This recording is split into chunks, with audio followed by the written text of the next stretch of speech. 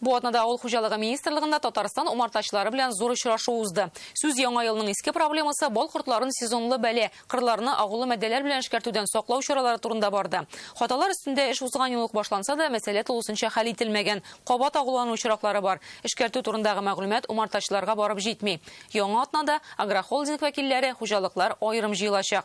Гомумән умартачыларны башка мәсьәләләрдә борчый. Төрле төбәкләрдән китереп бал продукциясын, бал белән бутамагыз, сатучылар белән көндәшлек итеп буламы? Үзәк Азиядан китерелүче бал кортлары безнең кортларга нинди зыян сала? Айзат Шаймарданов Лоиш районының танылган умартачысы Гафур Зарипов белән очрашты.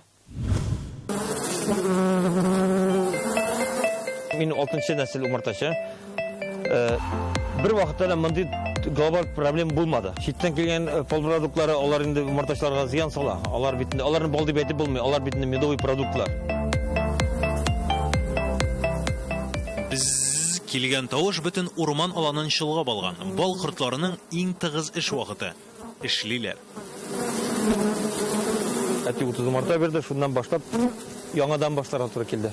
Гафур Зарипов умарталык эшенә колхозлар таралгач тотына. Ул 6-нчы буын умартачы. Әтисе дә, хәтта патша чорында яшәгән бабасы да умарта тоткан.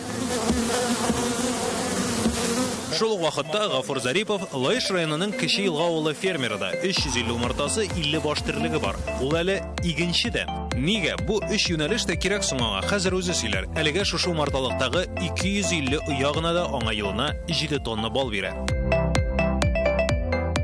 Соңгы елларда кимиме җитештерү, әллә киресенчә артамы? Юк инде арты бара. Җитештерү һәм табыш арта дигән сүз ишетү зур яңалык кебек яңгырый, чөнки узган ел умартачылар табышка түгел, киресенчә зыянга эшләде. Эш шунда республиканың басу кырларында агуланып бал кортлары үлде. Бүгенге көндә дә зарланучылар күп менә. Тәтеш районы бүгенге көндә шалтырата инде анда шундый кортлар үлгән. Төнге сәгатьләрдә әгәр дә яхшы качественный агу белән агуласаң, кортларга зыян килмәй торган агу белән агуласаң, төнге сәгатьтә, кичке сәгать 8-дән иртәнге сәгать 2-гә 3-кә хәлек төнне агуласаң, хәзер бит инде бөтен Димәк, дөрес агуламыйлар. Дөрес агуламыйлар, көндез агулалар. Көндез.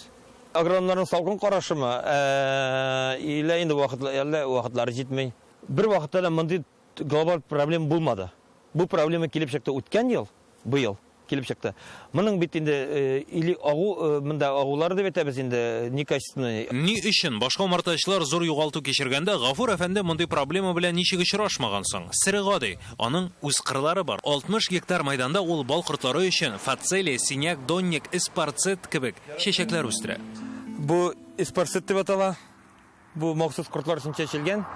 Буны махсус кортлар өчен генә түгел, бу миңа атларга. Бал кортлар өчен махсус минем 50-60 гектарга җыела. Мин аны теге 2-3 сорокка бүлеп чәчәм.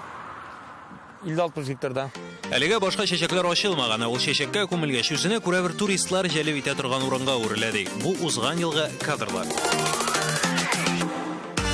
Беренчедән инде минем шул умарталык янда кырлар үземнеке бит инде. Мин анда әйткәнемчә инде гербицидларны әз кулланам. Агулы химикатлардан ерак торучы фермер кырларда агротехник алымнарны киң җәелдерә. Сукалау, тырмалау, культивацияләү, чәчү әйләнешендә культураларны чиратлаштыра. Тагын 800 гектар майданда арпа, бодай, сулы чәчә ул.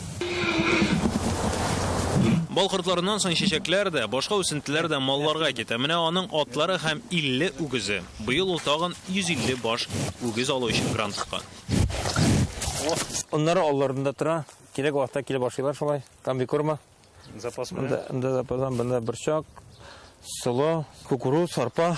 Ягъни умартачылык башта игенчелек белән, аннан терлекчелек белән шөгыльләнергә мәҗбүр иткән аны. Ахыр чиктә сыйфатлы бал килеп чыга. Бу Мәскәү өлкәсендәге биохим лаборатория биргән бәя. Бүген Гафур әфәнде дистәгә якын төрдә продукция әзерләй. Юка балы, прополис, балавыз, чаршын, кәрәз бал. Быел Алла берсә, мен Татарстан тасырның 100 еллыгына эшләдек. Ләкин соңгы елларда тагын бер зур проблемасы барлыкка килә. Төрле төбәкләрдән китерелгән бал продуктлары, ягъни чын бал түгел, сәүдә киштәләреннән җирле җитештерүчеләрне кысрыклап чыгарган. Нәтиҗәдә чын балга ихтыяҗ кими. Да, инде алар умартачыларга бик зыян китерә. Ул килгән баллар, алар бөтен бал дип санап булмый. Медовый продуктлар. Соңгы елларда бик артты. Үзебезнең бал җитәрлек умартачылар бал җитештерә. Безнең бит үзем менә мин Себергә дә җибәрәм, Мәскәүгә дә кірген балалар да көп безгә. Бүген Зарипов христиан фермер хуҗалыгында 8-10 кеше эшли. Умартада туганнары. Аның 3 туганы да умартачылык белән шөгыльләнә. Кияүләре Әюп Гыйниятов инде 20 ел шушында. Сен, например, тырышлыгын куйсаң, алар да тырышып эшләгән шикелле. Һәм балында күп җыялар. Хөкүмәт эшле цивилизация килән, әкрен әйтәбез, эшләрне җиңеләйтәбез. Менә руйларны хәзер без булай гына җыябыз. Агач башланмап йөрмибез в основном. Авырый башта җыярга. Хәзер җиңеләйде инде менә. Шулай да үзебезнең тукымнарга куркыныч яный ди тәҗрибәле умартачылар Татарстанга Үзәк Азиядан китереп бал кортларын сату гомумән татар бал кортларын юк итәргә мөмкин икән. Беренчедән инде Үзбәкстаннан төрле алардан авырулар кайта безгә. Авырулар кайта. Икенчедән алар бит инде безнең климатка яраклашмаган.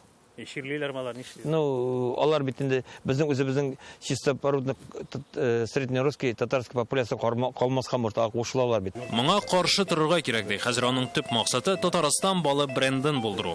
Күрше башкортларныкы билгеле бит. Без үзебезнең тукым кортлар була торып та балны бренд дәрәҗәсенә чыгара алмыйбыз. Бу халыкны ышанычлы һәм сыйфатлы бал белән тәэмин итүдә үзебезнең җитештерүчеләрне кайгыртуда була алыр иде.